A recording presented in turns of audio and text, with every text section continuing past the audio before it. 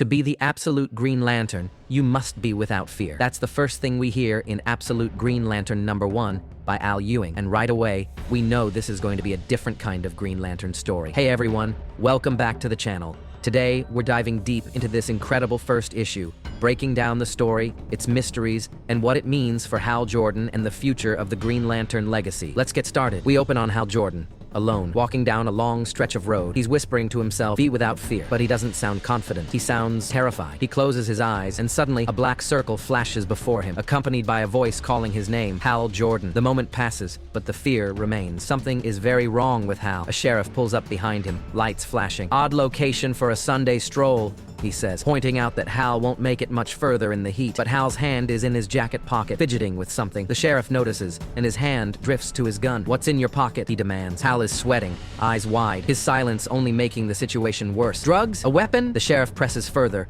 growing more and more aggressive. Then the black circle appears in Hal's mind again. The sheriff pulls his gun. "Lie down! Hands on the ground!" Hal finally speaks. "Please, my name is Hal Jordan. I'm from Evergreen. Something happened there." But the officer isn't listening. His finger tightens on the trigger. "Last warning, show me your hand." Hal pulls his hand out of his pocket, and then it's over. The sheriff is gone. Nothing left but a cracked smear on the pavement where he stood. His badge gleams in the sun. Hal stares at it in horror, whispering, "I'm sorry, I'm so sorry," before continuing his walk. Hal reaches May and Mo's diner, exhausted and shaken. He asks for water, barely able to speak. The waitress asks if he's been walking all day. Did his car break down? No, he mutters. Something happened. Suddenly, the news broadcast changes. Breaking news from Evergreen, Nevada. Helicopter footage shows a massive Green Lantern symbol carved into the earth, cutting through buildings, leaving a crater of destruction. "The devastation is almost total," the reporter says, though no bodies have been recovered. The screen flickers. "We've been informed that we can't show any more footage at this time. An official statement is being prepared." The diners murmur, shocked, but Hal just stares at the condensation ring on his water bottle, and then blackness flashes before his eyes again. We flash back to 5 days earlier. Hal was sitting in a restaurant in Evergreen with his friends, John Stewart and Joe. They're joking around, talking about Hal's latest obsession, bidding on a Malibu Mary dream house online. But their conversation is cut short as 3 bikers speed past, well over the limit. Hal's instincts kick in. Somebody's gonna get hurt. Joe, exasperated, mentions that Guy Gardner, who's still in the Evergreen PD, probably already knows. The tension between Joe and Guy is still fresh. Hal tries to prod her about it, but the moment is interrupted by a deafening boom outside. A massive green shape crashes into the street. A biker doesn't stop in time. He slams into the glowing wall, his body and bike exploding into blood and twisted metal. Hal and Joe rush outside. The green wall before them is solid but seems to ripple like energy. "What the hell?" Hal whispers. "It's like a force field," Joe adds. John is already checking the wreckage. There's barely anything left of the biker. Then something strange happens. The other bikers don't react. They just turn around and leave.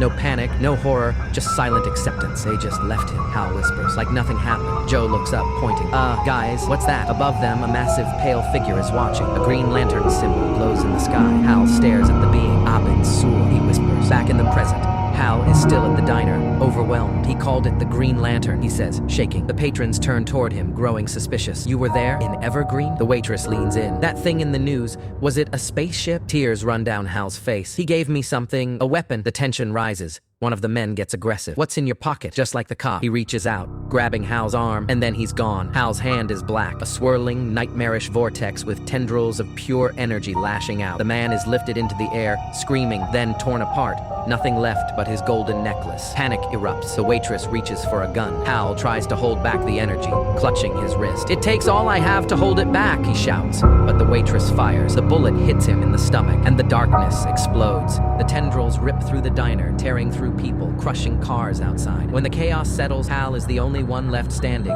healed by the black energy. He looks at his hand, whispering, "You're not going to let me die, are you?" Then the diner door swings open. A golden bell jingles, somehow untouched by the destruction. Joe stands there, glowing green. The Green Lantern symbol shines bright on her chest. "Hal Jordan, what happened to you?" And that's where Absolute Green Lantern #1 leaves us. Hal Jordan, consumed by his own fear, wielding a darkness he can't control. Meanwhile, Joe is here, fully powered as a Green Lantern. What does this mean for Hal? Is he beyond saving, or will he conquer his fear and reclaim his place among the Lanterns? I want to hear your theories. Let me know in the comments below, and don't forget to like, subscribe, and hit that notification bell for more deep dives into the DC universe. Until next time, stay charged and stay heroic.